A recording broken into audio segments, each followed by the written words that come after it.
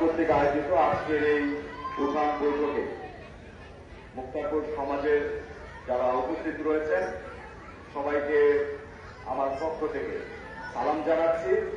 সেই সাথে আজকের এই মঞ্চে যারা উপবিষ্ট আছেন, আজকের এই উঠান বৈঠকের প্রধান অতিথি হিসেবে উপস্থিত আছেন আমাদের সকলের শ্রদ্ধেয় নেতা, যিনি ছাত্রদল থেকে শুরু করে বিভিন্ন পর্যায়ে আমরা যারা নেতৃত্ব দিয়েছি তাদের দল সম্পর্কে, দলের যে নীতিগত আদর্শের সম্পর্কে জানতে আমরা শিক্ষা অর্জন করেছি।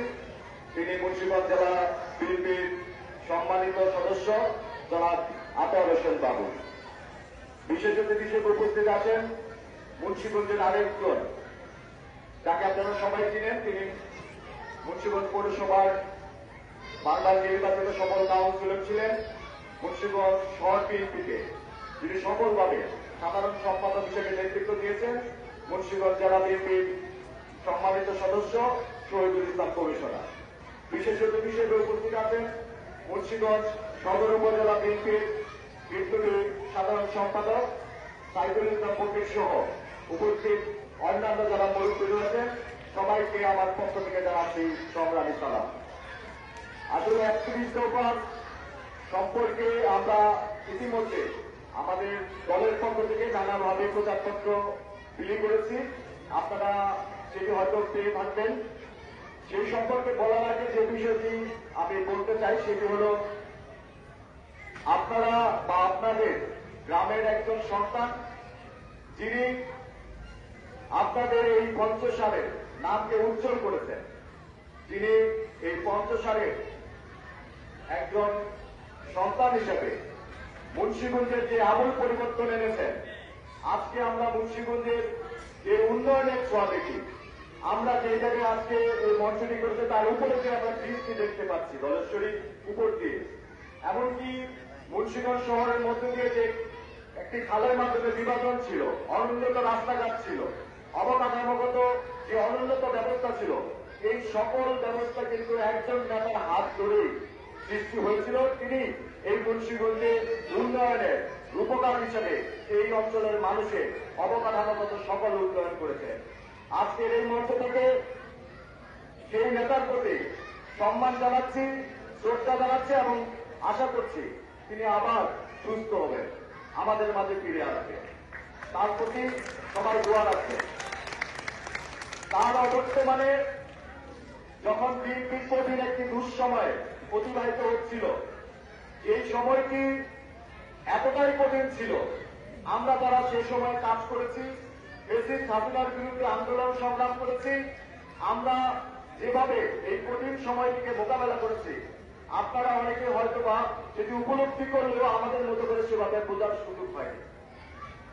আমরা যারা 17 বছর এই স্বৈরাচার ফ্যাসিস্ট বিরোধী আন্দোলন করেছি, আলহাজ আব্দুল্লাহের নেতৃত্বে, জননেতা মহিউদ্দিন আহমেদের নেতৃত্বে, তারা কিন্তু দীর্ঘ একটি সময় বাড়িতে ঘুমাতে পারেনি। আমাদের নেতা কর্মীদের ধরে নিয়ে গুম করে হত্যা করা হয়েছে, খুন করা হয়েছে, আমাদেরকে আহত করে মেরে জখম করে আবার আমাদের নামে মামলা দেওয়া হয়েছিল।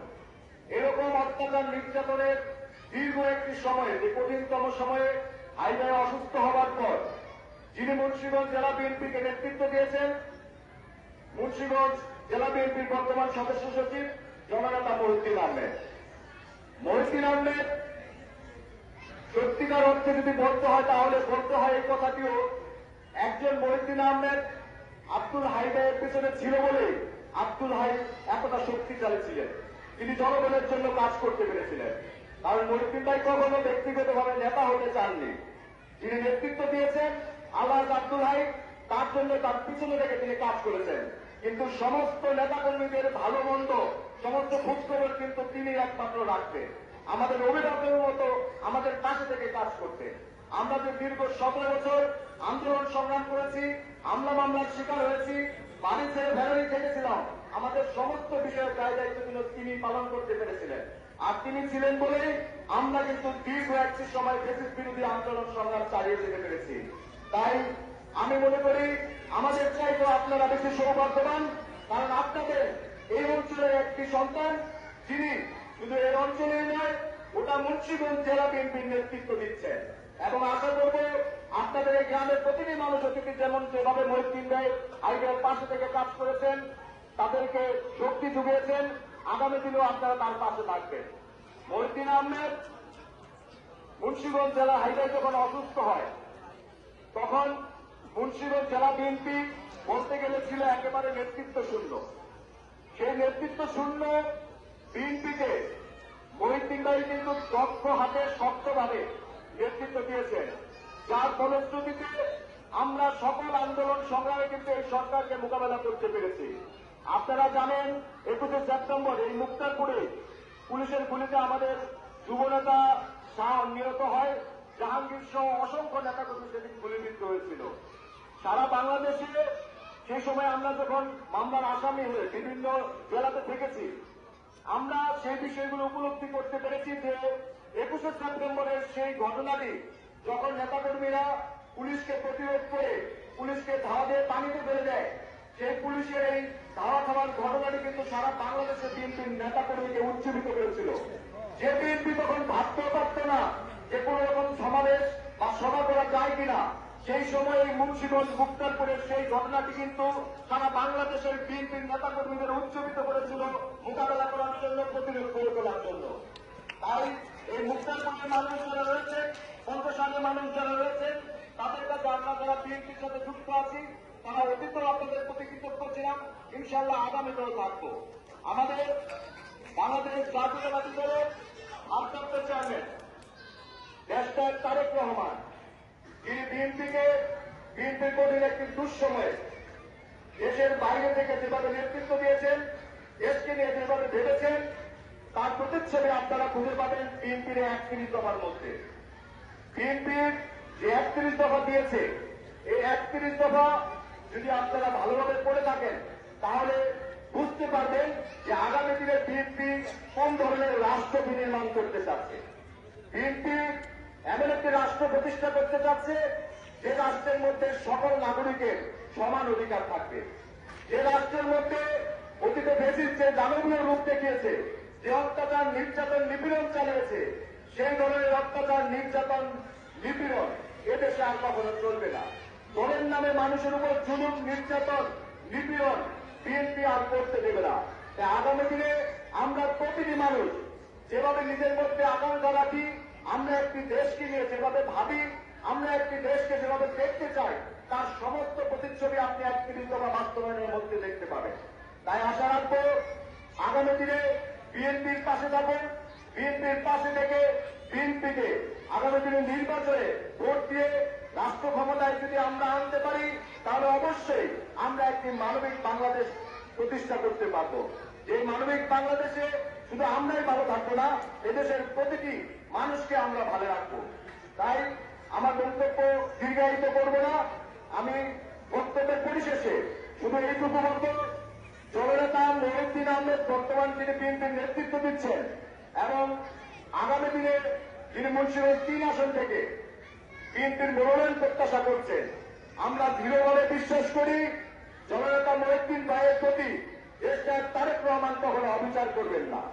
কেননা আমি ব্যক্তিগতভাবে সাক্ষী, মহিউদ্দিন ভাইকে যখন তারেক রহমান ফোন দিয়েছিলেন, সেদিন তারেক রহমান মহিউদ্দিন ভাইকে একটি কথা বলেছিলেন যে যদি আমি আপনার পাশে থাকি তাহলে আপনার আর কিছু কি প্রয়োজন আছে কিনা। তাই আমি বিশ্বাস করি মহিউদ্দিন ভাইয়ের পাশে সবসময় দেশটার তারেক রহমান এবং জিয়া পরিবার থাকবে। সেই বিশ্বাস থেকে আপনাদেরকে বলতে চাই, আগামী দিনে মুন্সিগঞ্জ 3 থেকে অবশ্যই জননেতা মহিউদ্দিন ভাইকে যোগ্য নেতা হিসেবে 3 আসন থেকে মনোনয়ন দিয়ে ধানের শীতের প্রতীক তার হাতে বিএনপি অবশ্যই দিবে। সেদিন আমরা আমাদের যে আনন্দ উদযাপন করব, আমরা যে জনতার শ্রদ্ধ হয়ে দেব, তা দিয়ে প্রমাণ করব দেশটার তারেক রহমান কতটুকু সঠিক সিদ্ধান্ত দিয়েছেন। এর বিপরীতে যদি কোনো সিদ্ধান্ত আসে, অবশ্যই আমরা দলের প্রতি, দলের যে কোনো সিদ্ধান্তের প্রতি মানি, কিন্তু তার সাথে আমাদের এই বিষয়টি হয়তো বা নতুন করে ভাবা উচিত। যদি দল কখনো ভুল সিদ্ধান্ত নেয়, তাহলে কিন্তু ভুগতে হয় আমাদের মতো যারা মাঠ পর্যায়ে কাজ করি, আমরা যারা তৃণমূলে সরাসরি মাঠে থেকে কাজ করি, সেই সকল লক্ষ লক্ষ নেতা কর্মীদেরও কিন্তু নির্যাতন নিপীড়নের মধ্যে সবচেয়ে বেশি ভুগতে হয়। তাই দলের প্রতি আহ্বান থাকবে, আপনারা প্রার্থী নির্বাচনের ক্ষেত্রে যেহেতু জনগণই আমাদের শেষ কথা, জনগণই আমাদের চূড়ান্ত কথা, অতএব জনগণ যার পাশে আছে সেই নেতাকেই আপনারা মনোনয়ন দিবেন। সেই প্রত্যাশা রেখে, সেই আশা রেখে শরীফ ভাইকে আগামী দিনে মুন্সিগঞ্জ 3 আসনের মনোনয়ন পাবে, এই প্রত্যাশা রেখে আমার সংক্ষিপ্ত বক্তব্য শেষ করছি। সবাই ভালো থাকবেন, সুস্থ থাকবেন। বাংলাদেশ জিন্দাবাদ, বাংলাদেশ জাতীয়তাবাদী যুবদল জিন্দাবাদ, শহীদ জিয়া অমর হোক, দেশনেত্রী বেগম খালেদা জিন্দাবাদ, তারেক রহমান জিন্দাবাদ, আলহাজ আব্দুল্লাহ জিন্দাবাদ। ধন্যবাদ সবাই।